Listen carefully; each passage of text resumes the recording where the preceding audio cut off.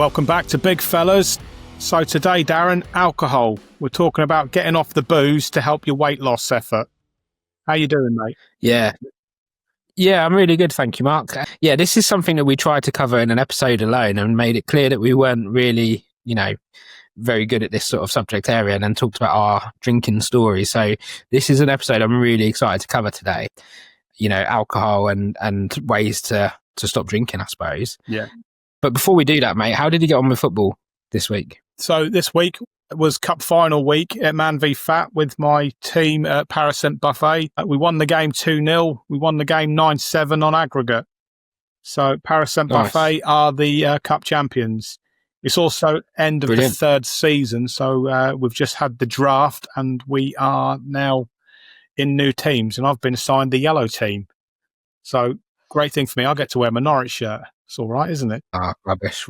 But mate, how does someone get involved? If they want to get involved with this and they want to lose a bit of weight and they like playing football, how do they go about it? Yeah, so Man v Fat is a great way if you want to play football and lose weight. If you want to get involved, you can sign up at manvfatfootball.org. And if you use the voucher code BIGFELLAS, you will get your sign-up fee for just £1. Not bad, eh? There you go, mate. Yeah. I would say you can't even buy a beer for that, but I don't think that's right on today's episode. But so that's probably a good place to introduce Rachael Shephard. Hi, Rachael. How are you doing? I'm good, thank you. I'm very good. Glad to be here. Good. And so just tell us a bit about yourself. You run a company called Sober Mama. Is that right? Yeah, so predominantly I teach women to quit drinking alcohol. It's over like a 90-day period, and it's quite one-to-one intensive. We do daily contact, and they're with me for 90 days and then they fly free at the end of it. So I coach and I've authored a couple of books now, but the one about alcohol is called Sober Mama. Brilliant. Wow. Brilliant. Sober Mama. So what brought that on then, mate? Like, what made you sort of go down that route? I was a massive pisshead, basically. I'd always loved to drink. I loved to drink from the moment I touched it. That was just the second I touched it. I think I was 14, and it was like, this is what I've been missing. And I was never able to drink without getting hammered. Like, I was just foot to the floor, and I'll keep going until I pass out, basically. So I've always liked to drink, but it was still social. It was very social. I wasn't doing anything that any of my mates weren't doing. And actually, most Brits, really, it was like most people would have said, you don't have a problem. You just like getting pissed, basically. But then a lot went downhill from 2020. I lost my mum very suddenly. No health issues at all. She went for a run, collapsed, had an aortic dissection and died there and then. So it was the day after she turned 62, really young. And it just floored our whole family. And we all just started drinking really heavily, my dad as well. So I went from drinking socially to every single day overnight, and was doing like a bottle of wine a day. And then I also went for a divorce in the same year, and basically just got myself into such a horrific state of anxiety that I was drinking to just try and turn that off even for a second. I was so anxious. I wanted to rip my skin off to get out of it. That was the kind of intensity. And then I went on a cruise with my dad and my children and one of my friends and her children. It was like a really good week, but we leathered it the whole time. We were just in that kind of place where we were grieving still and just absolutely went mad. And I started to shake in the mornings, and that was the point where I was just like, I think this is a real problem now. And then I started to read about alcohol and what it is and what it does. And I had no idea that alcohol caused anxiety. So when I started to read that, I was like, well, maybe that will be the thing that stops it. And sure enough, after 5 days, my anxiety went from like an 11 out of 10 to nothing, near enough. It was just insane. Wow. Okay. Yeah, mate, that's a lot. So you went from sort of being a social drinker. So to me, that means like, maybe Thursday, Friday, Saturday, night drinking Yeah, week. kind of. Yeah. To basically, I'm really sorry to hear about, your mum dying young. Obviously that sparks a lot more drinking, and that then become 7 nights a week. Yeah. Yeah, it's so easily done. And but for all intents and purposes, to look at me, you would have thought I was well, I was excelling at work, and I was running 3 miles every day. So despite having this major issue with alcohol, I looked healthy, ate healthily, but I was an anxious mess. And, the damage being done to my body on a daily basis was huge. Yeah. Yeah. And what sort of triggered then? Was it the fact that you're thinking, I've got the shakes in the morning and I'm Yeah. wanting to get on it? Yeah. I was very aware I wanted a morning drink, which I'd never have done before. And I could justify it because it was mimosas on holiday. But I was very, very aware that I was desperate to get to that bar by like 9 a.m. And it was one of those, oh gosh, this is a problem now. Yeah. And so then what was the first step that you took then when you you obviously realised, yeah, shit, I've got a problem here. Where did that take you from there? I just started reading. I read everything I could get my hands on, but I'm pretty sure the first book I picked up was by a chap called Craig Beck, and I can't remember the title now, but it was an absolutely brilliant read. And it just talks about the kind of the basic myths that we have around alcohol and actually the reality. And there's so many things that are so obvious to me now, and I don't understand how I didn't see it that way before. It just doesn't make any sense to me. And when I started to unravel some of those myths, it was like a light bulb went off. And in that first week, I just knew I need to be very vocal and loud about this, or I won't stick to it. So I told everyone that I was quitting, because I don't fail. I'm not going to fail. So I thought if I'm public and loud and I started a blog, I was like, I'm going to be so public about this that I have to stick to it. Yeah, I get that. It gives you that level of accountability, doesn't it? And certainly I think that's part of why Darren and I launched this, to give us our own accountability. And if we're talking about it, then yeah, we can't allow ourselves to fail. So no, I completely get that. And so you got to this point where you start reading and you can realise something needs to sort of happen here. Where did it move from there then? Were you still drinking while you were reading, or did you kind of just go cold turkey, saying, right, enough, I stop? And then I just stopped. I'd read enough about it in that first couple of days to realise that moderating would be foolish, essentially, because the drug that you're using to kind of alleviate all of the symptoms that you've got of anxiety and depression or whatever else it is being caused by that same drug. So it made complete sense to me to stop and just see what happened. Like everything I was reading was suggesting that you feel a lot better very quickly. And it's the biggest change I see in my clients is 2 weeks. I've got a client at the minute. She's in her early 60s, hadn't had a day off booze in 15 years, was drinking vodka every day. So, strong stuff as well. And she is now a month sober. And the difference between day 1 and day 14, I get clients to rate their like anxiety and depression levels, and hers were like a 10 and a 10. After 2 weeks, it was like a 5 and a 4. Just in 2 weeks. Like, it's staggering how quickly the body recovers. It takes 3 months for the body to fully recover, but in terms of how quickly you start to see benefits, it's insane. So you say it takes... Yeah, that's crazy. That's crazy, isn't it? To think that you can have such big impact on your mental health so quickly. But I suppose the problem is when you're in that drinking thing and your mental health is low, it's kind of a vicious circle, isn't it? It's so hard to break that and get out of it. Yeah. And the way that I talk people through it is that actually when we look at what we feel like when we're craving alcohol, it's a bit uncomfortable. It's not physically painful. It's not emotionally painful. It's an irritation. And when you see that that's all it is, and if you can withhold for even 5 days, 80% of that is going to go. Like that intensity of I'm desperate for a drink, it goes so fast.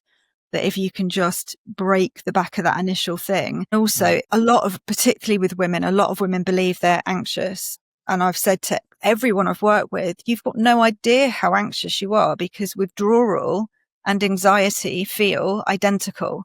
So you don't know how much of this is even anxiety. To anybody who's got anxiety, and if you drink, the first thing you should do is stop it, because that's going to potentially remove all of it. But at the very least, it's going to remove some of it. Yeah, I can relate to that. And I can kind of draw comparisons as well.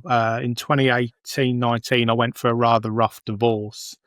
And then actually... It's brutal. Yeah, and I did drink. I didn't drink horrendously, but I did drink. And my anxiety levels were through the roof. There was just like the fear of the unknown. Am I going to see my kids again? Am I going to be able to afford to live? All sorts of things going from my head. And it just was on repeat over and over, day after day. And yeah, it was just like a black hole, which I just couldn't get out of. And I didn't even think to sort of compare, think, is the booze helping me on this or not? I said I wasn't getting pissed continuously or anything like that, but I was, like I said, having a couple of beers on most nights just because I needed to sort of unwind, having had a shit day just worrying about the state of my divorce. Now, fast forward to this year, regrettably, I went through another breakup. And the first thing I said to myself when it all kicked off is, I ain't going to drink. I'm just not going to drink. I think there's enough shit going to go on here. I don't need to add another layer to this. And so I made a conscious effort that I think, well, it's probably about 2 weeks in the aftermath of the breakup. Just stay off it. Give yourself a clear head. You need to focus on getting through these next few weeks. And you need to be in the best frame of mind to do this. And yeah, I think that was, and having moved on from it since, that definitely helped me so much more than sort of obviously sitting in my car day after day, sort of screwing, thinking what's going on here. And yeah, and that's probably down to having a few drinks most nights. I've always found it quite strange how like there's that, because you know, I've been the total opposite to you, Rachel, to be honest. I used to drink a lot, but as I've got older, I've just gone off it. I'm the opposite. I don't know. I just don't really enjoy it that much. I don't like being drunk. But I've always, with that attitude, I've always found it quite strange when you go out, the sort of social pressures with drinking.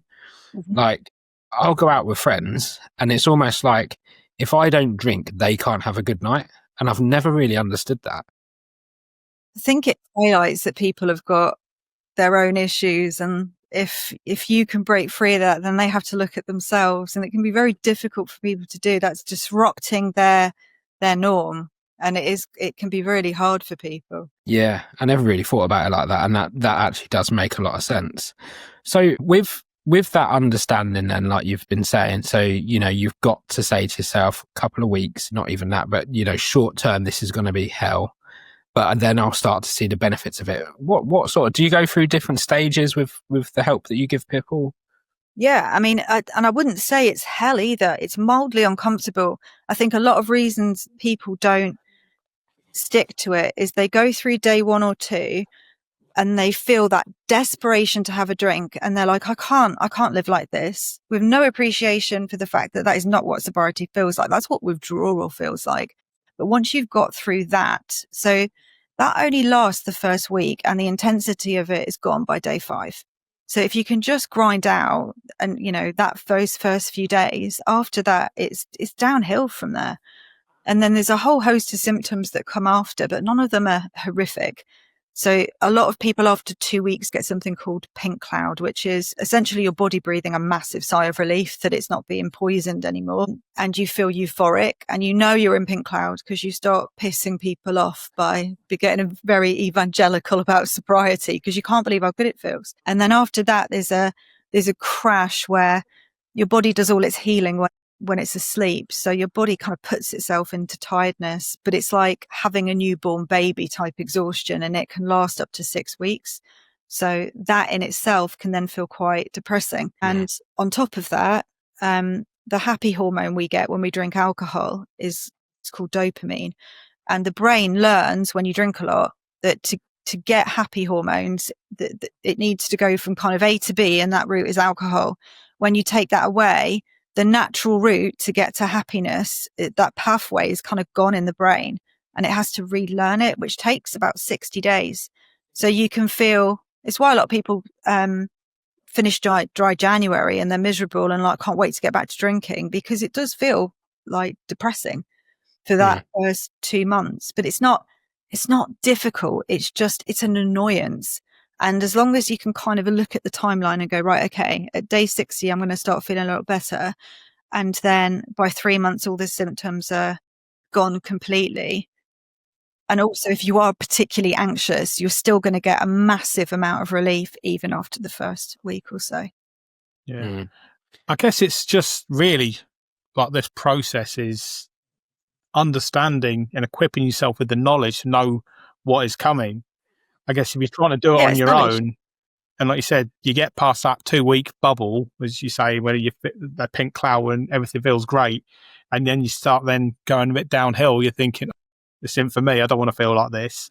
But at least if you know this is what's coming, you're prepared for it, and that gives you the best chance of success, wouldn't you say? Yeah, completely. And I think the reason it works well for clients working with me is because I will tell them on day one, this is exactly how you're going to feel in the next 2 weeks. And they see all of these things coming true. Like the client I was talking about before, I explained to her on day one, you're going to start having some pretty brutal nightmares because your brain is used to going into coma when you sleep.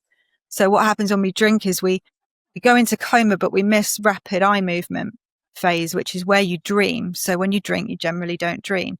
So then when you quit booze, your REM sleep goes mad and your brain gets very creative with the nightmares. Some of the ones I had, honestly, Stephen King could have rivaled. They were harrowing stuff that I couldn't come up with in real life. It was really bizarre. But when I told her you're going to have this happen, and then that does happen, it's, well, if you've got all these bits right on the first 2 weeks and you're telling me it's going to feel amazing by the end of 3 months, so much easier to believe when you can see yourself bobbing along that timeline and each thing happens, then you know you're going to get there. I think a lot of the time at the beginning of sobriety, it's like looking in a dark tunnel and you can't see the light at the end. You've got someone telling you the light's there, the light's there.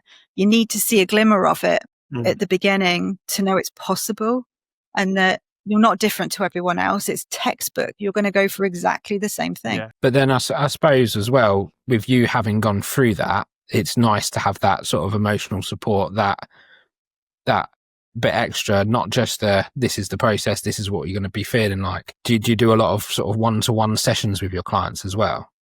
Yeah, every week, basically. We catch up for half an hour. But most of that is nothing to do with booze. Like all the alcohol stuff is kind of done after the first week. The rest of it is working out what you were drinking to escape from. What do you need to change? Like, what anxiety do you have left now you're finished withdrawing? And where does that come from? And certainly for women, most of the time it's a bad relationship. And then they're drinking to medicate. And then when they come off the booze and the arguments are still there, they've been told, you're the problem, alcohol's the problem, all of our fights are because you're drinking. Drinking stops, and then all these problems are still there. And they start thinking, maybe I'm not the problem, maybe the relationship is. That's really, really common. And another, work as well, people that are really miserable at work and are drinking to take the edge off when they get home, and talking through what people can do, what they've got control over to then be able to change that. That is really very little to do with alcohol at all. I think that's quite common with a lot of stuff, isn't it? Is that we do things to mask our feelings, our thoughts, and we suppress things in bad ways. Yeah, it's really interesting. There is just one sort of question I've got. So, we all know what an alcoholic is, and, the people you help are not, alcoholics, are they? Are they more just big drinkers, people who enjoy a drink, and like you say, they do it to medicate, if you like, self-medicate? So the line between problem drinking and a severe physical dependency is basically, you can't take a day off booze, basically. You need to have it. And the danger is, if you don't have it, you can die. Like, you can get delirium tremens. It's a heroin addict goes through to hell and back when they come off heroin, but they're not going to die from the withdrawal. Alcohol, you can die very, very easily. So I don't work with people who cannot have a day off. I work with people that are drinking up to 6 nights a week, but they know occasionally, because they've been trying to quit, they know they can have that one day off. So still serious alcohol problems, but just so that I know that they can do it safely. I always advise people to go and speak to a doctor anyway first, and make sure you're doing it safe. But the problems that people have are intensely awful. These women that come to me are at the point of broken, all of them. Yeah. And what you were saying as well about the relationship thing, because that's one of the reasons, obviously you work with women, we're a podcast for men, and we had this sort of brief discussion. But in my head, a lot of my friends who are sort of what I would call big drinkers, a lot of people who are perhaps I think have an issue with alcohol, just like you're saying, sort of 6 day a week sort of drinkers. A lot of them are in relationships where they both do it as well. Is that a huge issue for someone who wants to quit? Because really tough. Yeah. So I had a client not that long ago that has divorced her husband since we've worked together. And it was quite clear to her about 2 months in, she started to realize this is the problem. And it's really illuminating, because people have to feel all the emotions again, and you can't escape it now. Like that kind of internal voice will just bang on and on and on and on until you listen to it. So it's and then I've got the client that I've got now, her husband doesn't drink. So it is already a massive, solid support to her. So her journey right now is pretty easy. But the other client I was talking about, her journey wasn't easy, because when she wasn't drinking, she still wasn't being supported. If anything, well, the arguments were still there all the time. It wasn't the booze that was a problem. They weren't in love anymore. Yeah. I was just thinking of examples that I know of, and there's a couple I know that got divorced a couple of years back, and they both drank. I think they both probably had a bottle of wine most nights. They didn't fight, but I think that's what they did. They just turned to the wine to just sort of like switch off from it, and it was almost the opposite of each other in the room. And they'd be having a bottle of wine each, and by doing that means they weren't communicating between themselves, which was a terribly sad situation. Yeah. But I thought, how common is that? And that's probably more common than you think. Common. Yeah. Absolutely. It is scarily common, actually. Yeah. Like I think a lot of my friends, like I said, drink, and it's almost part of our culture, isn't it? I think. Massively. Well, I didn't really consider that I had any sort of a problem until I was running gone empty, and I was completely broken. Because up until that point, whenever I'd said to people, I think I'm drinking a bit much, everybody validated it. No, you're not, you're fine. Because they don't want to lose their drinking buddy either. They don't want to be like without you. So it's difficult. Yeah. Yeah. And that's an interesting one, actually. So, sober Rachael now, right? If you could look back at yourself. So obviously, it took for you to start getting those shakes to think, I need to take action.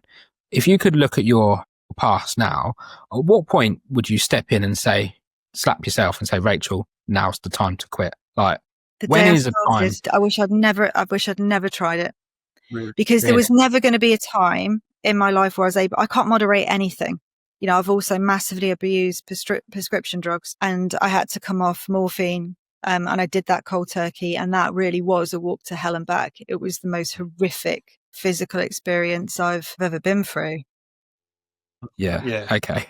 So at what point do you think a person should consider stopping their drinking then?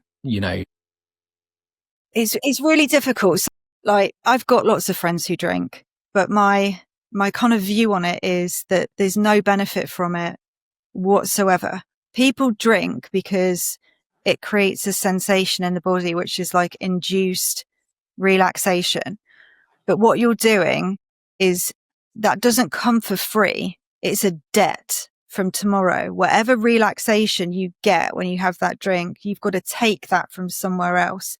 So if then you drink a shed load to feel so relaxed you end up in a coma the next day, that's why you get anxiety. You're always living in debt. The feeling that you want to get when you're drinking a small amount is the opposite of how you're going to feel the next day. So you're going to be lower than you were before you started. So in that, for me, in my mind, that's pointless.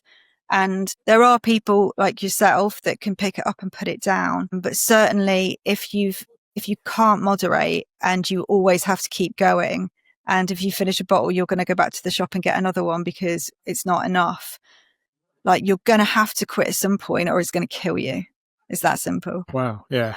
It is. When you say it like that, it's pretty crazy. And I just, again, thinking about my own experiences, and again, just, I said, we spoke before we started recording that I kind of got into a habit of drinking whiskey quite regularly, and it wasn't a lot, but it was, like I said, it was just a little drink just to round off the day and just unwind and that. But then you would just wake up the following morning feeling a little bit groggy, feeling a bit shitty, and yeah, maybe struggling to get up when the alarm gets off and everything. And it was all, it was exactly how you explain it. It was that debt. I just paid that debt forward to unwind on a Wednesday night to then feel shit Thursday morning. Yeah, and then the problem is you start low, and then things like, I mean, my children become super irritating. I mean, they're irritating anyway, but they become super irritating when you're hungover. Yeah. So when you've got less patience and you're feeling like shit, you make mistakes as well. And you say things that you wouldn't necessarily say because you get angry easier. And then by the end of the day, you've had such a crap day that you want to take the edge off again, because at least that's my resolve at the end of this. And obviously then it becomes circular. But I just think in terms of like where people do drink sporadically and they say, and they feel that there's a benefit, for me, that's not there. Because that everybody drinks for the sensation of the first drink, because that's the one that gives you that, But after that, you never get the same high with another drink. And it's because when you take that first drink, your dopamine goes whoop and it spikes up. But then as soon as it spikes, your brain wants to create balance. It's called like homeostasis. It's desperate to create balance. So then it releases cortisol, which is the stress hormone. So when that first drink wears off, your dopamine starts to come down, but your cortisol's going up. So then you want another drink, but you're starting on the back burner now. So you're trying desperately to get back up here again, but you can't get there. And it goes like this until about 3 o'clock, generally 3 or 4 o'clock in the morning. That's when all the dopamine wears off and your body's flooded with cortisol.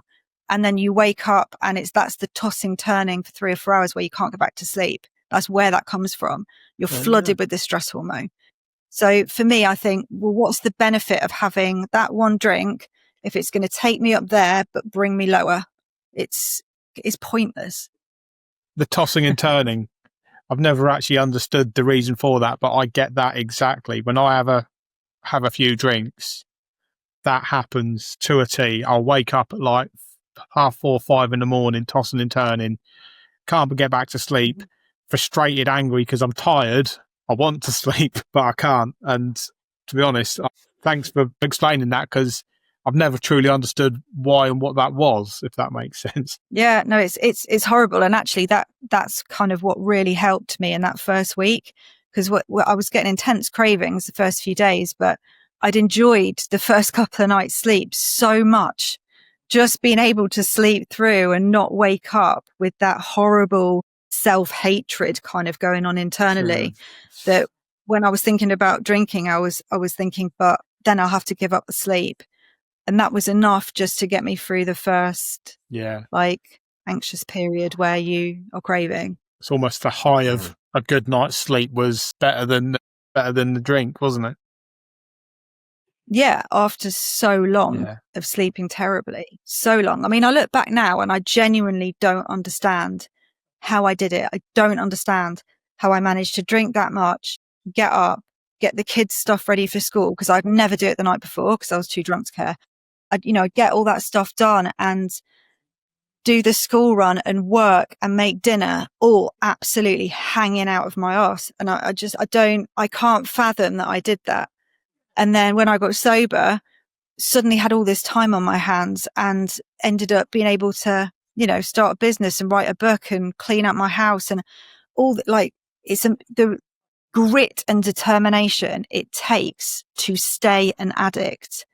Like, addicts have got the most incredible levels of resilience and willpower of anyone else on the planet. If you can grind your way through every day in that much pain and still function as a human being, once then suddenly life feels easy, they're capable of anything. It's really fascinating. Yeah, I never really thought of it like that. So a very interesting way of putting it. Well, sort of comparing it to sort of people with drug problems, and I remember someone was saying to it, having the drive of sort of a drug user is they could have no money, but they'll still find enough to just to get their score and get their hit. And I think it was a sales podcast I was listening to saying if you can't be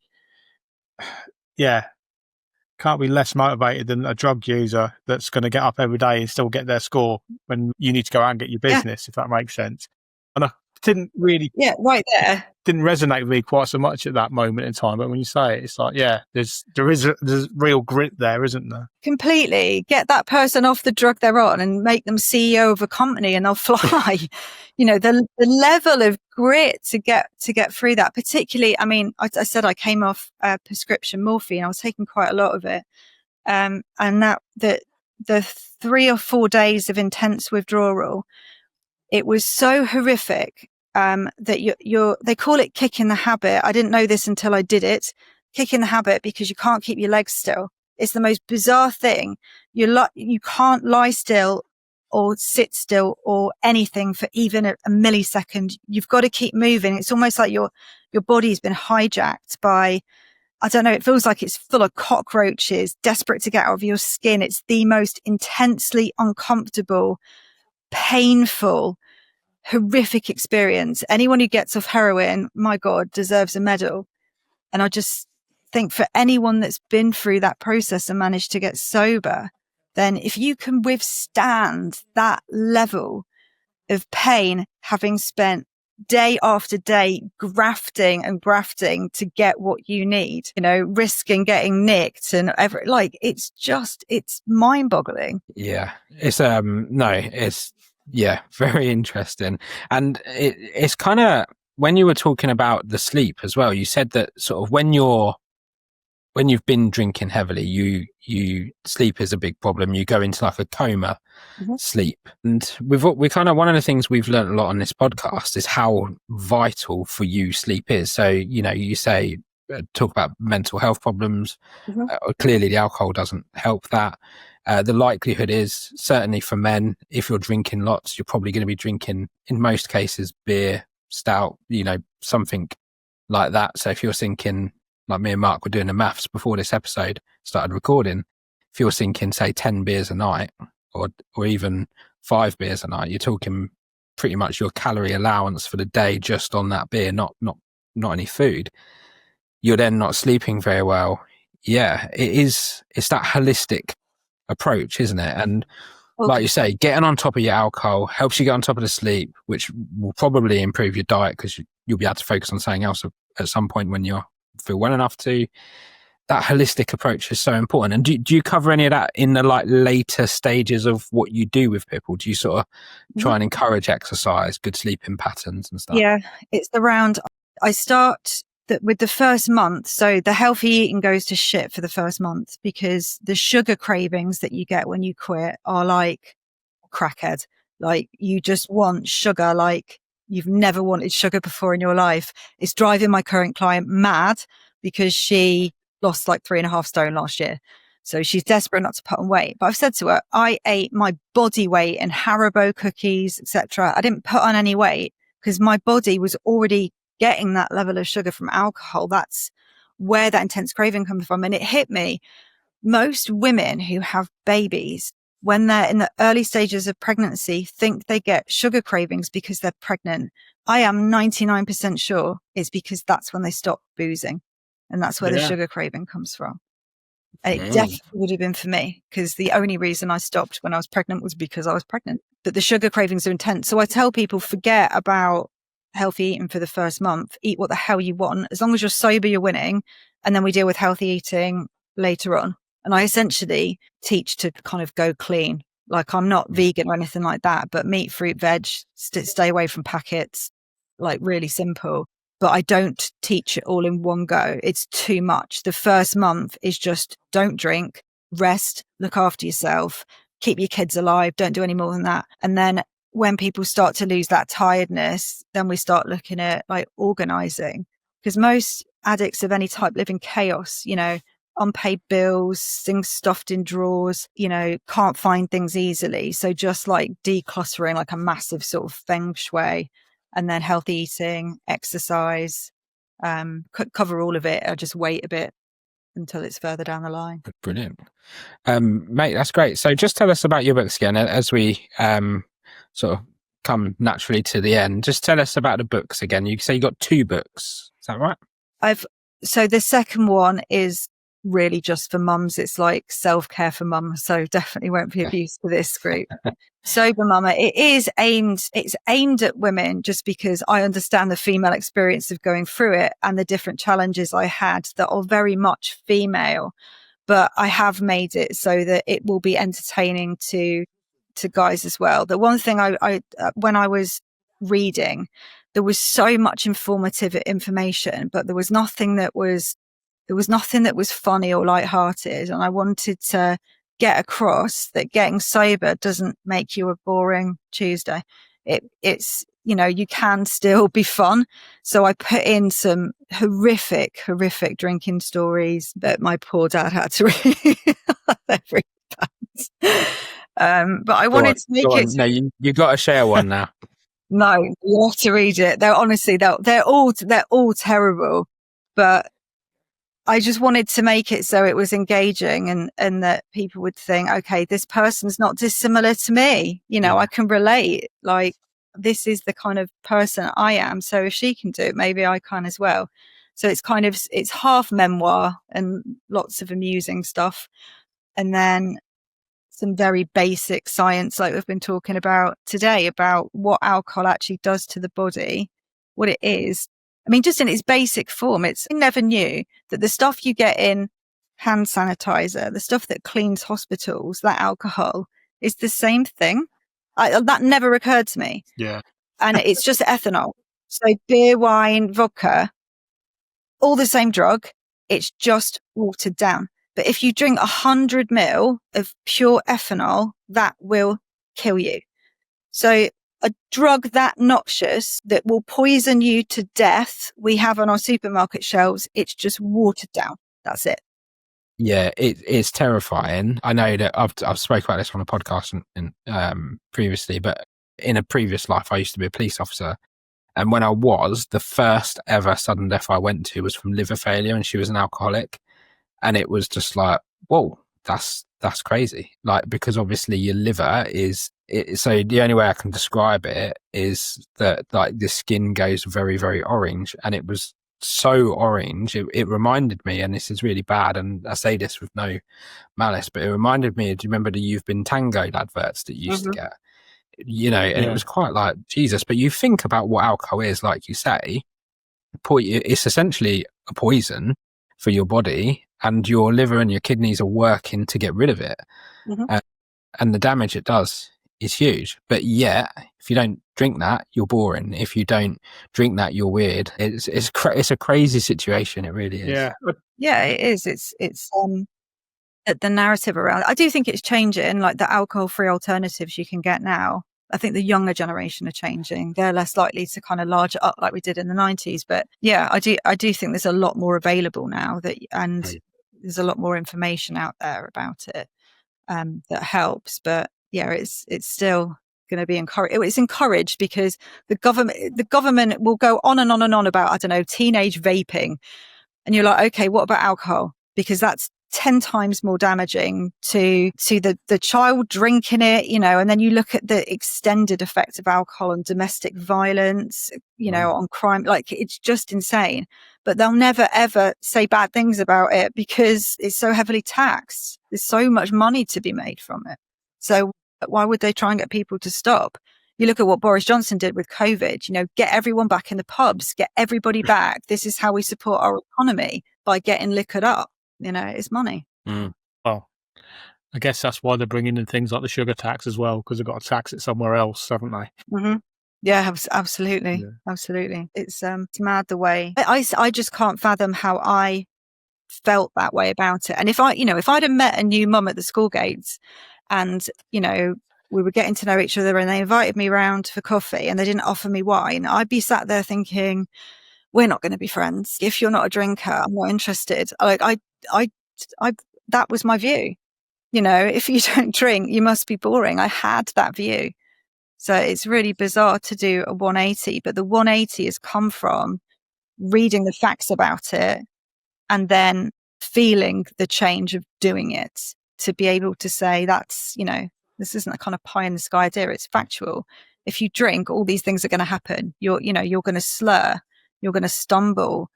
Eventually you'll pass out in a coma. You might vomit.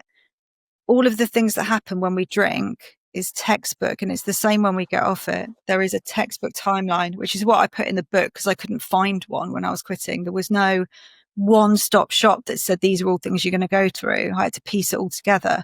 So I put this timeline in so you can really clearly see this is what you need to do. This is where you're going to be. This is how you get to the other end of it.